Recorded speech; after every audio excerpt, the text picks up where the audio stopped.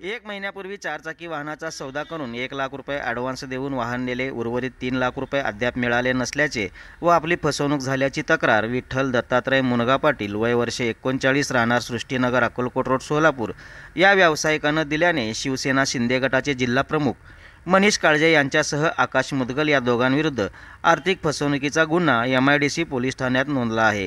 ही घटना 4 जानेवारी ते आजतागायत घडल्याचे फिर्यादीत म्हटले आहे. फिर्यादीत म्हटले आहे की यातील फिर्यादी विठ्ठल मुनगा पाटील यांचा जुनी चारचाकी वाहने विक्रीचा व्यवसाय आहे. फिर्यादी पुणे, मुंबई येथून चारचाकी वाहने विकत आणून सोलापूर शहरात विकतात. 4 जानेवारी रोजी फिर्यादीच्या ओळखीचे आकाश मुदगल यांनी मनीष काळजे यांना चारचाकी गाडी घ्यायची आहे असे फिर्यादीला सांगितले.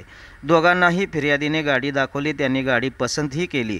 4 लाखाला व्यवहार ठरल्यानंतर काळजे यांनी 1 लाख रुपये ॲडव्हान्सही दिले व गाडी सोबत घेऊन गेले. 2 दिवसात उर्वरित 3 लाख देण्याचे ठरले. फिर्यादीचा विश्वास संपादन करून गाडी घेऊन गेले, मात्र आजतागायत पैसे मिळाले नाहीत.